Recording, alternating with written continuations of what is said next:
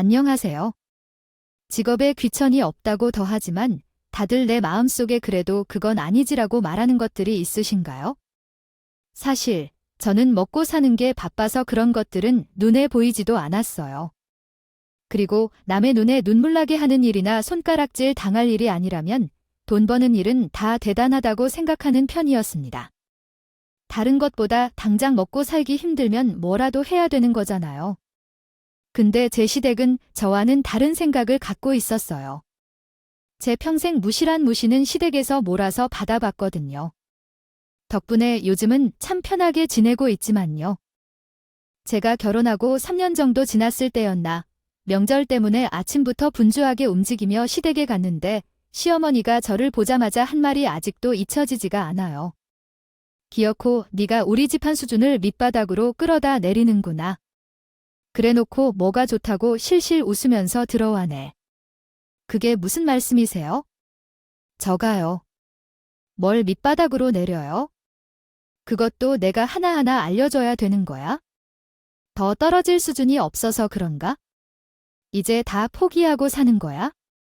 시댁에 들어서자마자 시어머니한테 호통을 듣고 나니 어이 벙벙했습니다. 근데 왜 그런가? 곰곰이 생각해보니 제가 막 포장마차를 새로 시작하던 시기였거든요. 시어머니는 그게 마음에 안 들었던 거였어요. 그러니 명절날 저를 보시고는 그렇게 소리를 지르신 거죠. 몇 번 제가 포장마차 준비한다는 말씀을 드렸을 때도 술 장사하지 말라고 할 거면 번듯한 상가 하나 잡아서 가게를 차리라고 하셨거든요. 근데 그 돈은 하늘에서 뚝 떨어지는 게 아니잖아요. 길바닥에서 술 장사하지 말라는 소리를 몇 번씩 하면서 거리긴 했지만 막상 시작해서 돈 벌기 시작하면 이런 말을 쑥 들어갈 거라 생각했어요. 이렇게 사람 면전에 대고 무시하는 소리를 내뱉을 거라고는 상상도 못했습니다. 근데 이날의 기점으로 시어머니는 물론이고 시댁에 있던 모든 사람들이 다 보고 무시하는 듯한 기분이 들었어요. 누가 저한테 가게 하면서 뭐가 제일 힘들었냐 물어보면 저는 다른 날보다 그 일이 제일 먼저 떠오르곤 해요. 그만큼 저에게 강렬했던 기억이라 그런 것 같아요. 근데 저한테 이런 행동을 한 시댁이 뭐 엄청나게 대단한 집안도 아니었고, 그러니 제가 더 어이가 없는 거죠. 저희 남편은 늦었습니다. 위로 아주 이 계셨는데 제가 결혼할 때만 하더라도 형님이 계셨어요. 하지만 저희가 결혼하고 얼마 지나지 않아 이혼을 하셨죠. 그래서 시댁에서 말이 많긴 했지만 저는 같은 여자로서 자주버님 같은 남자랑 살 바에는 차라리 이혼하는 게 나을 수도 있겠다라는 생각을 했어요. 아주버님은 소위 말하는 사업병이 있으신 분이었어요. 제가 결혼하고 맞이하는 첫 명절에 시댁에 갔는데 아주버님과 형님이 시길래 얼른 인사하고 옷 갈아입고 형님 음식하는 걸 도왔어요. 정신없이 저녁을 준비하고 있는데 아주머님이 가까이 오셔서 월급은 얼마냐, 상급은 잘 들어오냐 등을 물어보셨어요. 그리고는 저한테 돈을 제대로 벌고 싶으면 사업을 해야 된다고 했죠. 내가 대업 다녀봤지만 그런 다부들어가 해봤자 회사나 좋지, 나한테 좋을 거 하나 없어. 사람이 돈을 벌려면 사업을 해야 돼. 저희는 둘 다 직장인이라 사업에 들릴 돈도 없고 괜히 돈 잃을까 봐 무섭더라고요. 사실 저는 사업보다는 안정적인 직장을 선호하는 사람이었어요. 그래서 돈을 벌고 싶으면 사업을 하라던 아버님한테 괜찮다고 웃으며 거절했습니다. 근데 돈 벌고 싶으면 사업해야 된다고 말씀하셨어요. 그 모습을 보던 형님이 아주머님에게 한 소리 했죠. 남들한테 사업하려면 하지 말고 당신 사업이나 잘해. 빚잔치 하고 있는 주제. 원래 사업하면 빚도 생기고 그러는 거야. 알지도 못하면서 그럼 돈이나 좀 제대로 보러 와봐 버는 건 하나도 없고 매번 나가는 거 투성이잖아. 형님의 잔소리를 듣기 싫으셨는지 결국 아주버님은 저희가 있는 주방을 나가서는 거실 소파에 털썩 앉으셨습니다. 형님은 아주버님의 말이 계속 생각났는지 아니면 다른 일이 생각나 그런지 계속해서 저에게 하는 수어연하기 시작했어요. 형님 이야기를 들으면서 나 같으면 절대 같이 못 산다는 생각은 했지만 형님이 이해심이 많아서 그런가 두 분이 잘 맞춰 사시는구나 싶었거든요. 근데 아주버님의 사업이 크게 망하면서 빚도 많이 생기니 결국 형님과 이혼 수순을 밟게 됐습니다. 그러다 보니 그 빚이 누구한테 갚겠어요? 시댁이 아주버님 사업 때문에 진 빚을 갚아주느라 결국 작은 집으로 이사까지 하게 됐죠. 이혼하고 나서부터는 아주버님은 시댁에 얹혀 살았어요. 하사람은 안 변하는지? 그럼에도 불구하고 저희를 볼 때마다 사업해야 된다고 했어요. 그런 말을 들을 때마다 시어머니는 옆에서 한숨만 푹푹 내뱉었습니다. 그래도 큰 아들이라 그런지 두둔나려고 노력하셨어요. 역시 사람이 조그만 데 없는지 아주버님이 다시 시작한 사업에서는 조금씩 빛을 발하는 것처럼 보였습니다. 그러니 사람이 한순간에 바뀌더군요. 그런 아주머니를 보며 사람들이 왜 인생 한방이라고 하는지 실감하게 됐어요. 그 모습을 보니 나도 성공할 수 있지 않을까라는 생각이 스물스물 올라오기 시작했어요. 집값 때문에 갑자기 목돈이 필요할 때 대출까지 막혀서 주변에 아쉬운 소리 하는 게 너무 힘들었거든요. 하지만 아주버님은 큰 배장은 없어서 회사는 회사대로 다니면서 할 수 있는 방법들을 알아봤어요. 요즘 인건비가 많이 올라 그런가 무인으로 운영되는 가게들이 많아진다 하더라. 우리도 그거 해볼까 당신? 사업하는 거나 장사하는 거 별로 안 좋아했잖아. 근데 왜 갑자기 무인 사업을 한다 그래? 아주머님 보니까 부럽기도 하고 대박까진 바라지도 않아. 그냥 우리 쓸 돈 걱정 없이라고 살았으면 해서 그럼. 무인보하는 형처럼 제대로 시작하는 게 낫지 않아? 그러면 하루 종일 매여 있어야 되기도 하고 안 되면 어쩌나 하는 불안한 마음도 있거든. 그래서 회사 다니면서 할 수 있는 걸로 알아본 거지. 남편은 제가 하는 말을 곰곰이 들어보더니 괜찮은 생각이라고 느꼈나 봐요. 아무래도 회사를 그만두고 시작하는 것보다는 위험 요소가 적기도 하고 아주머니까지 아니더라도 돈 걱정 없이 살아보자는 단꿈을 꾸며 시작했습니다. 근데 저희가 생각한 것과는 달리 무인이라 생기는 사고들이 정말 많더라고요. 물건 훔쳐가는 사람은 기본이고 밤늦게나 새벽 사람이 아무도 없을 때 이상한 짓을 하고 가는 사람들도 있었어요. 그렇게 결국 저희는 본전도 찾지 못하고 접게 됐습니다. 저희가 사업을 접을 시기에 아주버님이 했던 사업도 점점 하얀 곡선을 타기 시작했어요. 아주머님이 모은 돈이 있거나 있으면 넘어갈지도 모르겠지만 버는 족족 흥청망청 써버렸으니 결국 잘 되던 사업도 접고 말았죠. 그래도 저희 둘 다 회사를 다니면서 시작한 사업이라 역시 우리는 회사나 열심히 다녀야겠다 싶은 생각도 들었죠. 그렇게 회사 생활을 하고 있는데 월급은 많이 올라야 2~3% 있는데 물가는 천정부지로 오르니 애 없는 저희도 생활하기가 어려워요. 그리고 아주버님이 1년 전 사업을 그만둔 뒤로는 돈이 없다며 시댁에서 백수처럼 있었어요. 그러다 보니 시부모님은 돈 필요할 때마다 저한테 전화하셔서 돈을 보내달라고 하셨어요. 나 이번에 병원 가야 되니까 돈 좀 보내놔라. 저번에도 병원 가셨잖아요. 어디 몸 안 좋으신 거예요? 나이가 들어서 그렇지 뭐 안 아픈 곳 말하는 게 더 빠거다. 이번에는 이가 아파서 참다 병원에 갔는데 임플란트를 해야 된다 하더라고. 임플란트를 해야 된대요. 그거 많이 아프다고 하던데. 요즘에는 임플란트 말고 다른 방법도 있다고 하더라고.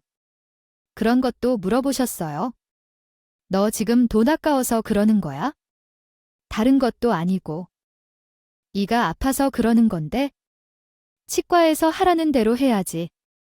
내일까지 돈 보내. 저는 대심. 시어머니가 임플란트를 안 했으면 하는 마음이 있었어요. 2만 원이 드는 병원비가 아니라 100만 원, 200만 원 이상 깨질 수 있는 돈이었어요.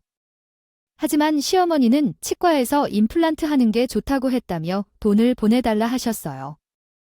목 끝까지 돈 없다고 하면서 하지 말라고 말씀드리고 싶었지만 어떻게 그럴 수 있겠어요? 그 말은 꿀꺽 삼킨 후 돈을 찾아봤습니다. 저희도 상황이 좋을 때가 아니었다 보니 결국 하나 남은 접근까지 깨서 시어머니께 보내드렸어요.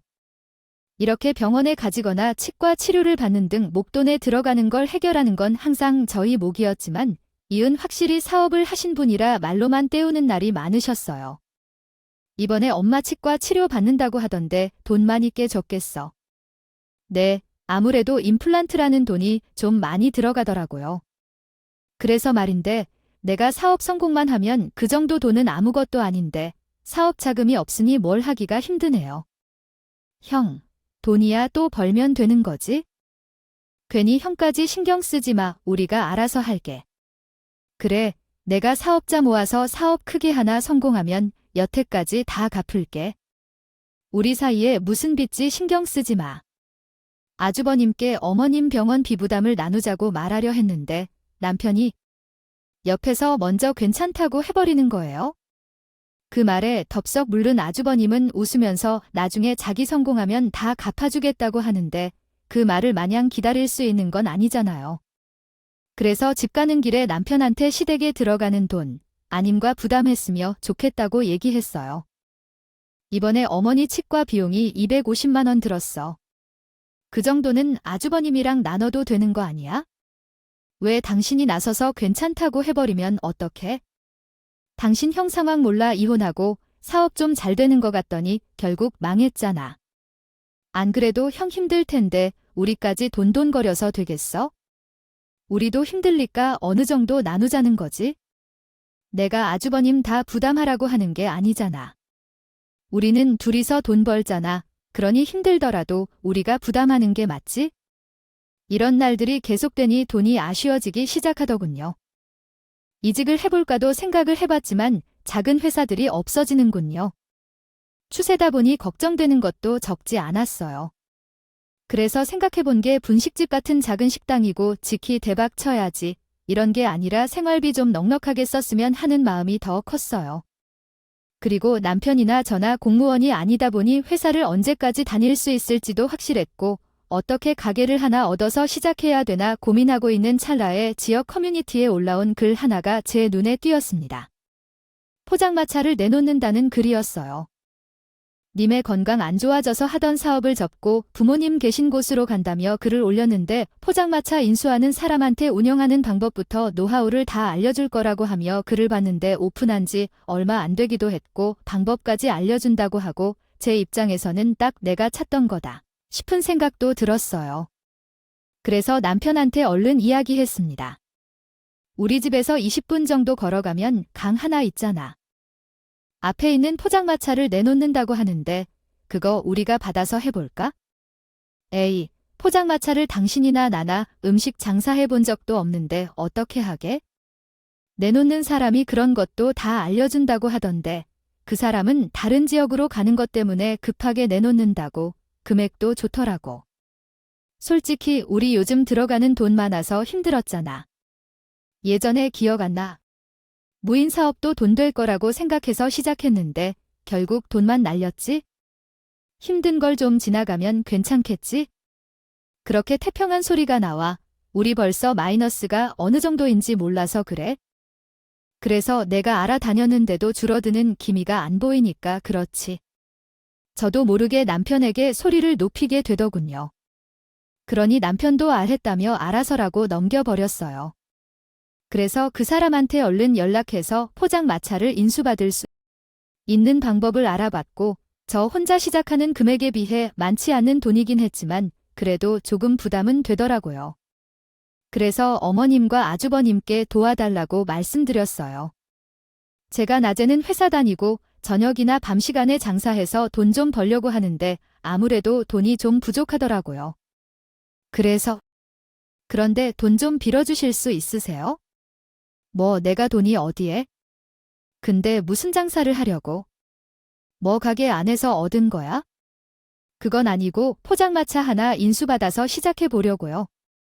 아무래도 낮에는 회사에서 돈을 벌어야 되니까 포장마차? 아니 그거 길거리에서 장사하는 거 아니야?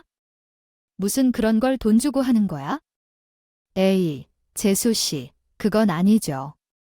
사업 좋아하는 저도 길거리에서 장사하네. 제가 포장마차를 한다는 소리에 시어머니와 아주버님이 화들짝 놀라서 하지 말라고 하시는 거예요. 빌려줄 돈도 없지만 포장을 마치려고 돈을 달라고 하는 거면 있어도 안 준다고 했어요. 결국 친정 부모님께 사정을 말씀드리고 돈을 빌려서 포장마차를 시작하게 됐습니다.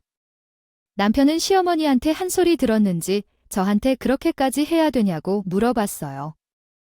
형이랑 엄마가 포장마차나 하지 말라고 했다며. 근데 그렇게까지 해야겠어? 그냥 다른 것 알아보면 되잖아. 내가 다른 것도 아니고 돈 벌겠다 도와주지는 못할 망정. 왜 이렇게 못하게 난리야? 그리고 포장마차가 뭐 어때서? 아이, 솔직히 나도 처음에 그거 한다고 했을 때 절대 싫어했잖아. 거지도 아니고 길거리에서 장사하는 모양새도 그렇고. 지금 우리가 모양새 따질 때요.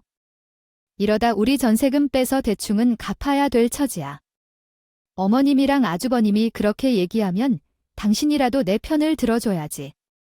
어머님이랑 아주머니 말만 듣고 쪼르르 나한테 와서 하지 말라고 하는 게 말이 돼. 이왕 하는 거 번듯하게 하면 좋잖아. 그러니까 엄마랑 형도 그러는 거지? 몇 번 사업해본 우리 형도 별로라고 하는 거면 내가 당신 보고 하라고 했어? 내가 할 거니까 신경 쓰지 마. 나중에 돈 버는 거 달라고 하기만 해봐에 제가 포장 맞춰 사업을 시작하며 시댁 식구들이 저를 무시하기 시작했습니다. 제가 다른 것도 아니고 돈 벌려고 이러는 거잖아요. 아무리 생각해도 부끄러운 일이 아니라 생각했는데 시어머니는 난리를 치셨어요. 내가 며느리를 잘못 들렸지? 무슨 길거리에서 장사를 한다고 너 어디 가서 내 며느리라고 말하고 다니지 마. 재수 씨 결국 포장 맞춰 하기로 했다면서요. 그건 사업이라고 하긴 좀 그렇지 않아요? 그냥 천막 하나 펼치고 장사하는 거잖아요. 한두 번도 아니고 제가 시에 갈 때마다 그렇게 말씀하기 시작했어요. 지켜보던 시아버지도 한마디 하시더군요. 들어보니 너 무슨 노점상 같은 거 안다며 그런 거 하지 말고 잘하리. 어디 식당 가서 설거지나 해. 노점상이 아니고요. 포장마차예요. 그리고 식당에서 알바도 해봤는데 같은 시간에 일하면서 버는 돈이 다르니까요. 세상이 말세야. 예전 같았으면 시부모가 하지 말라고 하면 내 했을 텐데 따박따박 말 대답이라고. 그러니까 내가 그거 하지 말라고 얘기했는데 귀엽고 하더라고. 에휴. 창피해서 내가 그 동네는 지나 다니지도 않아. 이상한 거 아니고 가게에서 하는 것처럼 돈 버는 거잖아요. 그러니까 그럼 가게 안나 얻어서 하면 되는 거지. 길바닥에서 하고 그래? 너네 아빠 하는 말 틀린 거 하나 없다. 그게 노상이지 뭐야? 얘야, 아무래도 로또를 맞은 게 아니다 보니 조금씩 돈이 벌리고 있는 상황이었어. 시부모님께 큰 소리 칠 여력도 안 되었습니다. 그래서 남편한테 제 고충 대해 털어놓기 시작했어요. 내가 매번 시댁에 갈 때마다 뭐라고 하실 때마다 참았는데 이제 아버님까지 그러시니 나 시댁에게 최대한 안 가고 싶은데. 아, 그래. 엄마가 하지 말라고 한 걸 해서 그런가 더 기분이 안 좋으신가 봐에 내가 잘 달랄 테니까 당신은 명절 때나 한 번 와서 얼굴 비추던가 해. 남편도 시댁에서 제가 어떤 무시를 받았는지 알고 있으니 알겠다고 하더군요. 그래서 명절 시부모님 생신 말고는 따로 찾아뵙지 않았어요. 그렇게 한 달 또 한 달 지나니 조금씩 돈이 벌리는 게 눈에 보였습니다. 확실히 술장 사례에서 그런가는 많더라고요. 한 번에 그 많은 빚을 갚을 정도는 아니었지만 조금씩 숨통이 트이는 기분이 들었습니다. 근데 시어머니 친구분 중 한 분이 제 포장마차에 납품을 아하시는 분이셨나 봐요. 하루는 시어머니한테 연락이 와서 두근거린 마음으로 전화를 받았습니다. 제가 뭘 잘못한 건 아니지만 안 좋은 소리를 듣는 게 걱정이에요.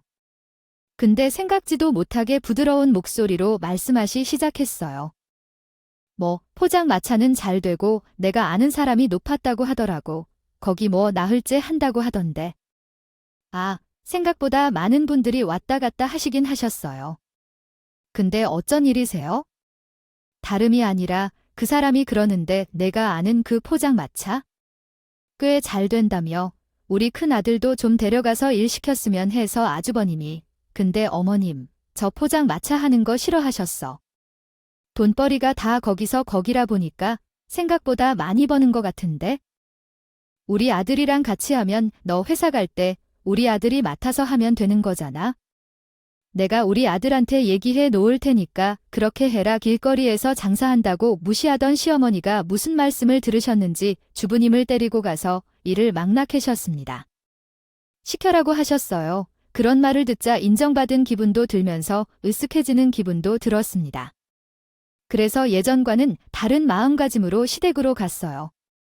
근데 아주버님은 저를 보시더니 불만스러운 말투로 얘기하기 시작했습니다. 우리 엄마를 도대체 어떻게 구워 살았길래 엄마가 나보고 포장 맞춰가서 일을 하라고 하는 거예요. 재수 씨, 그리고 어떻게 내가 포장 맞춰서 일을 해요? 나는 그런 데서 일을 본 적이 없어요. 사람도 부리기만 했지 직접 일해본 적도 없는데. 너 잔말 말고 가서 일이나 배우고 해. 언제까지 집에만 있을 건데? 너네 아빠 나가서 돈 버는 거 안 보여? 우리가 언제까지 너를 끼고 살아야 돼? 사업자만 있으면 내 사업할 거라니까? 아, 재수 씨, 포장하면서 좀 벌었죠? 차라리 나한테 돈을 못 해줘요. 내가 사업해서 불려줄 테니까. 무슨 또 사업을 한다고 난리야? 나중에 돈 모아서 하든지 말이든지 하고 우선은 돈을 벌려야 될 거 아니야. 아주버님은 도대체 무슨 자신감인지 자기는 그런 일 못한다고 하는 거예요. 못할 게 뭐가 있어요? 저도 하는 일인데 본인 자존심 때문에 포장마차 일을 하찮게 보며 정신 못 차리고 있는 아주님이 한심해 보이더라고요. 시부모님은 지금 큰 아들 건사하다 추운 날씨에 나가셔서 일하고 다니시는데 장남이라 놈은 길거리에서 장사 못한다고 창피하다고 하고 있으니 시어머니는 그런 아주버님 보며 다 답했는지 저한테 푸념을 늘어놓기 시작했습니다. 제가 저런다 당장 먹고 살 일 찾아야 될 텐데 그 주변에 가게 내 놓은 사람은 없다니. 글쎄요, 그건 저도 잘 모르겠어요. 한번 알아봐 드릴까요? 알아본데 그거 할 더위 있겠어. 휴, 저거 언제 철들런지 아직도 사업 영하면서 사업한다 소리 들을 때마다 내가 아주 가슴이 롱해. 결국 시어머니는 아주버님은 설득하지 못하셨죠. 아주버님이 난리를 치며 싫다고 하니 시어머니도 포기하라고 그럴 줄 알다 생각했는데 하루는 남편이 저한테 아주 머리한테 조금이라도 사업 자금을 할 수 있는 돈을 주는 게 어떠냐 식으로 말하기 시작했어요. 요즘 우리 빚도 많이 갚아가고 있으니까 그 조금 모은 돈 형 사업하는데 보태주라고 주면 어때? 여태까지 말아먹었는데 또 말아먹으면 어떡하라고. 그리고 우리가 모은 돈이 뭐 얼마나 있다고 그걸 준다 그래? 그래도 그 정도는 형 손에 쥐어줘야 사업을 하든 형도 먹고 살 길 찾을 거 아니야. 그래서 어머님이 내 포장 마취해서 일하라고 했는데도 싫다고 하셨잖아. 아직도 겉멋만 드신 거 안 보여? 우리가 이렇게 돈 들이기 시작하면 돈 필요할 때마다 우리한테 손 벌릴 수도 있어. 이런 건 애초에 시작도 안 하는 게 나아. 남편한테 아주머님께 돈 주는 건 오히려 독이라고 얘기하며 돈 줄 생각하지 말라고 단호하게 얘기했어요. 그러니 남편도 별다른 말을 하지 않더군요. 나랑 비슷한 생각을 하고 있겠지라고 생각하며 넘겼습니다. 처음에 시작할 때까지만 해도 회사랑 병행하는 것이 너무 힘들었거든요. 근데 익숙해져 그런가 조금씩 수월해지기 시작했어요. 그리고 빚도 어느 정도 갚고 접근까지 들 수 있는 정도가 됐죠. 그러다 다 보니 내 집을 하나 마련하고 싶은 생각이 들었습니다.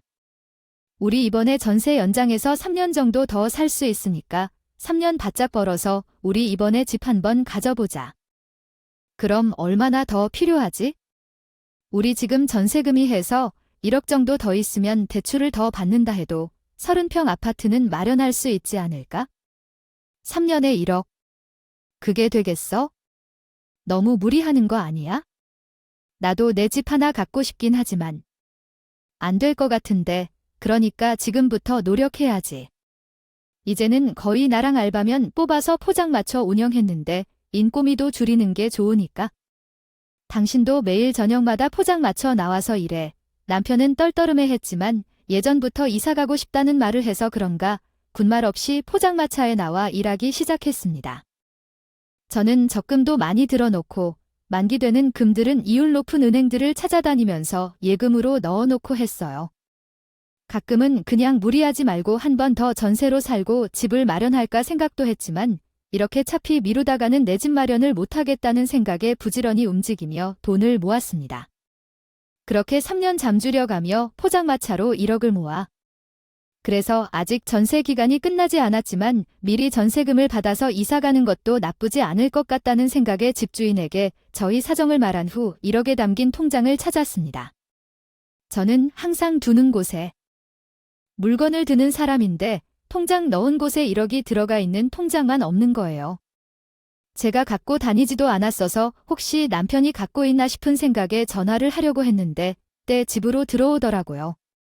그래서 1억 들어가 있는 통장 있냐고 물어봤어요. 근데 남편의 입에서는 믿고 싶지 않은 말이 흘러나왔습니다. 그 돈. 형 사업 적금 급하게 필요하다 해서 내가 형한테 보내줬어. 뭐? 그 돈을 아주머님께 드려. 그 돈으로 우리가 이사한다고 했던 거 기억 안 나. 벌써 집주인한테 이사 가니까 전세금 마련해달라고 말했는데 어떻게? 다시 전화해서 다시 여기 산다고 얘기하면 되는 거지? 나가라고 하면 근처 전세집 알아봐도 되는 거고. 지금 제정신이야? 내가 그 돈을 어떻게 모았는데? 당장 가서 아주머님께 돈 받아와.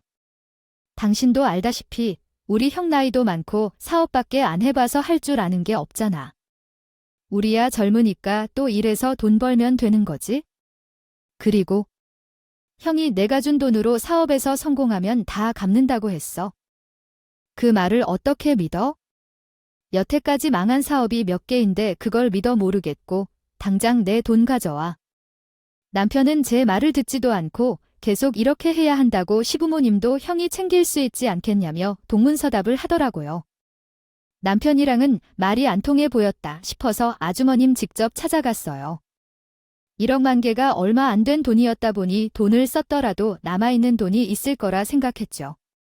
우선 받을 수 있는 돈은 받고 못 받는 돈은 매달 이자로 갚으라고 할 심산이었다. 씩씩거리며 시댁으로 들어갔는데 아주버님이 태평하게 거실 소파에 누워 핸드폰을 하시더군요. 그래서 제가 아주버님에게 손을 뻗으며 제 돈을 달라고 말씀드렸어요. 아주머님이 제 남편이 아주버님께 돈을 들었다면서 그거 다시 돌려주세요. 저희 이사 갈 때 쓸 돈이에요. 그 돈 나한테 줬으면 그만이지. 그리고 지금 나한테 없어요. 아주머니한테 드린 돈이 왜 없어요? 얼마라도 좋으니까 돌려주세요. 시댁에서 시끄럽게 돈 달라고 하고 있으니 시어머니도 무슨 일인가 싶으셨는지 거실로 나오셨어요. 그리고 남편은 저를 따라왔는지 제 뒤에서 있더군요. 왜, 무슨 돈을 달라고 이 난리야? 아주머님이 제가 모은 돈 1억을 가져갔더라고요. 그래서 그 돈 받으러 왔어요. 1억, 너 또 사업하려면 돈 달라고 한 거야, 시어머니 그지? 아주버림을 보면서 어디다 돈을 쓰려고 그 돈을 가져가냐고 추궁하지. 근데 차라리 사업자금으로 썼으면 다행이었어요. 무슨 주식도 아닌 코인 같은 거에 돈을 넣었다고요. 하더군요. 제가 아는 재테크라 그 은행에 적금 넣는 거밖에 몰랐거든요. 근데 그 이후 아주버님이 말씀하는 말을 들어보니 기가 막히더군요. 요즘은 코인이 대세에 몇백만 원 넣은 사람도 몇천만 원 많게는 억이선 벌어간 사람도 수두룩 하대. 그러니까 재수씨 좀만 기다려요. 저 더 많은 돈 필요 없으니까 당장 달라니까요. 지금 빼면 손해예요. 엊그제 동생이 준 1억 바로 넣었는데 지금 남은 돈이 별로 없어서 잠시만요. 그럼 제 돈 1억이 공중분해됐다는 소리예요? 그럼 제 돈 어떻게 할 건데요? 아주 어린 사업 자금이라면 이게 지금 사업 자금이 1억이란 그 돈을 모으려고 3년 동안 힘들게 포장마 장사한 건데 그 돈 7도 안 돼서 심지어 아주버님이 홀랑 날려먹으니 남편한테 고래고래 어떻게 할 거냐고 소리쳤죠. 근데 남편은 태평하게 속드 짚는 소리를 잘도 하더군요. 우리 아직 젊은데 돈이야 다시 벌면 되는 거지? 돈이야 있을 때도 있고 없을 때도 있는 거잖아. 남편 말을 듣자마자 제 손을 들어 남편 뺨에 올려버렸습니다. 그리고는 시댁을 빠져나왔어요. 어차피 거기에 계속 있어봤자 없어진 제 돈 1억이 생길 것 같진 않았거든요. 그렇게 집으로 와서 주섬주섬 제 짐을 챙기기 시작했습니다. 이런 집구석에서 더 이상 살고 싶지 않다 생각을 했고 남편이랑 이혼에 심했거든요. 정신없이 짐 챙기고 있는데 갑자기 남편이 제 손을 잡고 한쪽 뺨은 붉게 올라온 얼굴로 저를 설득하기 시작했어요. 내가 나쁜 마음으로 그랬겠어. 당신이 힘들게 돈 버는 게 마음이 안 좋아서 한 번에 큰 돈 벌 수 있게 해주고 싶었던 거야. 한 번에 큰 돈 3년 동안 먼 1억이 다 날아갔어? 당신 재산분이라 생각해. 재산분할. 당신 나랑 이혼하려고? 아이, 왜 그래? 내가 잘못했어. 다시는 형한테 돈 안 보낼게. 우리 다시 돈 먹어보자. 이번엔 내가 잠이 덜 자고 돈 벌어볼게. 남편이 능구렁이처럼 같이 돈 벌자고 하길래 비웃으며 제가 계약서 10장을 보여줬어요. 남편은 휘둥그레한 얼굴로 저를 쳐다봤지? 그래서 제가 웃으며 한마디 했습니다. 내 포장마차가 워낙 잘 돼서 그런가? 프랜차이즈 해 달라는 곳이 많더라고. 그래서 10군데 정도 계약했어네. 혼자 돈을 뭐든지 알았소 해 남편은 제 얘기를 듣고는 신이 나는지 벌떡 일어나서 뛸 듯이 좋아했고 저한테 이럴 거였으면 왜 그렇게 1억 가지고 난리를 쳤냐고 하더라고요. 그 모습을 보니 이 사람은 돈 있으면 아주버님께 다 가져다 주겠구나는 생각이 들었습니다. 근데 남편이 제가 준 서류를 제대로 확인을 안 해. 그러나 너무 좋아하는 모습에 기가 막혔어요. 그래서 왜 그렇게 좋아하냐고 물어봤죠? 당신이 왜 이렇게 좋아하는지 모르겠네. 이거 내 돈이야. 내 거 하나도 없어. 당신께 내 거고 내게 당신 거지? 무슨 말을 하려는 거야? 내가 좀 계약서 제대로 안 봤어. 거기 봐봐. 이름이 어떻게 써 있는지. 이름 당연히 당신 이름이지. 왜 장모님 이름이 여기 왜 써 있어? 이거 우리 포장마차잖아. 그제수야 남편은 프랜차이즈 계약자 이름에 저희 친정엄마 이름이 써 있는 걸 확인했어요. 그리고는 길길이 날 뛰더군요. 처음 포장마차를 시작했을 때만 하더라도 제 이름으로 했었어요. 회사랑 병행하며 돈을 벌고 싶은 마음에 저녁에만 장사를 했던 거였는데 제가 일하는 회사가 조금씩 커지면서 겸업 금지에 대한 조항이 생기기 시작했어요. 하루는 알바도 안 된다 하길래 가게는 더 안 된다고 할 수 있겠다라는 생각이 들었습니다. 그래서 포장마차 사업자를 친정 엄마로 바꿔놨어요. 제 얘기를 듣던 남편이 그걸 왜 자기한테 말도 안 하고 바꿨냐고 난리를 치는 거예요. 아니, 가게 명의를 왜 나한테 말도 안 하고 당신 마음대로 바꿔 나랑 상해 있어야 될 거 아니야? 아니면 내 이름으로 하던가 하면 됐잖아. 사실 남편 이름으로 해도 됐지만 남편도 어차피 회사를 다니고 있던 사람이니 나중에 문제가 생길 수도 있겠다 생각했고 혹시나 아주머님이 탐낼 수도 있겠다 생각해서 남편한테는 말하지 않았어요. 내가 말했으면 당신의 아주머님 안 들렸을 거야. 우리 당장 이사갈 돈도 주는 사람인데 우리 가게 안 넘었겠냐고. 아, 이거는 형한테 안 좋지. 그럼 미로 다 장모님한테 가는 거야? 우리 엄마 이름으로 했으니까 당연하지. 당신 나랑 같이 돈 먹을 때 내가 아주머님 주지 말라고 신신당부했을 때도 아주머님 안 드린다 했었어. 근데 안 줬어 다. 줬잖아. 남편은 제 말에 듣고는 망연자실하기 시작했습니다. 제 명의로 된 가게가 잘 될 거라고 생각했으니 본인도 이제 돈에 안만 남았다고 생각했겠죠. 근데 그 돈은 보지도 못하고 장모님 주머니로 들어가게 생겼으니 얼마나 허망하게. 근데 본인이 달라고 할 수 있는 입장도 아니었고 심지어 제가 이혼하겠다고 하고 있으니 절망적인 표정을 짓기 시작하더라고요. 그런 남편을 보며 제가 한마디 했습니다. 당신이 가져 1억으로 당신이 가져갈 건 다 가졌다고 생각해. 여기 전세금은 갈 거니까 깔끔하게 이혼하자고. 남편은 제 말을 듣더니 갑자기 무릎을 꿇고는 잘못했다고 빌기 시작했습니다. 그러면 제가 생각을 바뀔 거라고 생각했나 봐요. 저는 벌써 마음 정리가 끝난 상태였는데 말이에요. 내가 잘못했어. 형한테 어떻게든 1억 만들어서 가져오라고 할 테니까 한 번만 용서해줘. 내가 몇 년 전에도 아버님께 절대로 돈 주지 말라고 했는데 아버님은 돈을 들여서 이사 다니난 거잖아. 근데 당신은 어떻게 믿어? 당신이 원하면 나 형도 안 보고 살게. 그니까 한 번만 봐주라. 아버님, 왜 안 봐? 이제 둘이서 열심히 벌어서 시부모님 챙겨야지.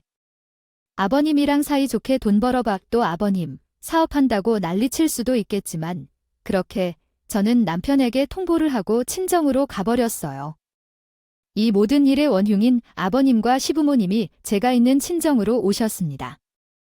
그리고는 제 눈앞에서 아버님에게 사과하라고 시키셨어요. 빨리, 잘못했다고 하네. 너 때문에 동생이 이혼하게 생겼잖아. 아니, 내가 뭘 잘못했다고 사과를 해. 나는 진짜 재수를 편안하게 살 수 있도록 도와주려고 했던 것뿐이야.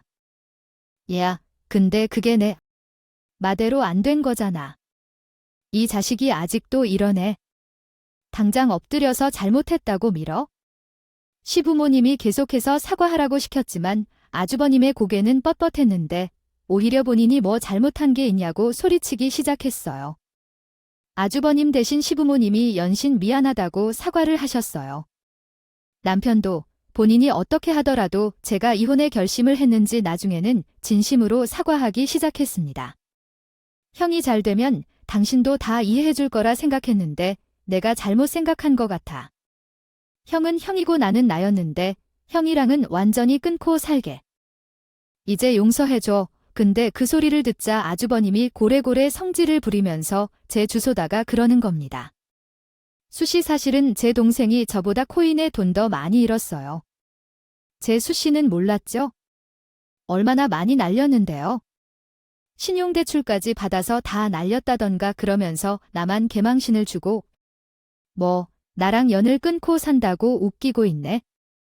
아주버님의 한마디에 남편은 새파랗게 질렸고 저는 그 소리까지 들은 이상 더 고민할 것도 없었어요. 그 전에는 전세금을 챙기고 이혼하게 되었습니다. 시댁 사람들이 찾아와 사과를 할 때만 해도 저희 부모님은 용서해 주라는 입장이었는데 남편까지 나 몰래 돈을 다 날렸다고 하니 부모님도 용서하지 말라고 하시더군요. 제 앞에서 머리 숙여 사과하는 시댁 사람들 모습을 보니 우습기만 했습니다. 예전에 나 포장마차에서 일한다고 무시하고 업신 여일 땐 언제고 내가 심히 성실하게 일할 때 뒤에서 편하게 돈 벌려고 이상한 투자 같은 거나 해왔다. 사실에 너무 한심해서 더 할 말도 없었습니다. 결국 시부모님은 장성한 아들 둘을 건사하며 사시게 됐죠. 저한테 길거리에서 장사한다고 큰 소리를 쳤던 것 같은데 그런 소리를 던지던 저는 이제 돈 걱정을 안 하는 사람이에요. 아주머니는 결국 일송일도 겨우 구하며 살고 계신 내용을 들었습니다. 이렇게 돈 걱정을 하지 않을 수 있게 된 게 4년만 되지 않았어요. 이제는 제 돈을 호시탐탐 노리는 사람도 없으니 돈이 빠져나갈 이유도 없죠. 사람에게 있어 제일 중요한 건 성실함과 함이라고 생각돼요. 아주머니가 제 남편처럼 저런 사람들과는 연고 사는 게 정답 같았어요. 다른 분들도 주변에 쉽게 돈을 벌어내는 사람이 있다면 꼭 조심하세요. 길었던 제 이야기를 들어주신 분들께 감사의 말씀을 드리며 정리하도록 할게요. 감사합니다. 오늘도 저희 채널에 와주셔서 감사드립니다. 더 좋은 이야기로 찾아뵙겠습니다. 지금까지 작은 별 라디오였습니다. 죄송합니다. 제가 이해하지 못한 것 같습니다. 무엇을 도와드릴까요?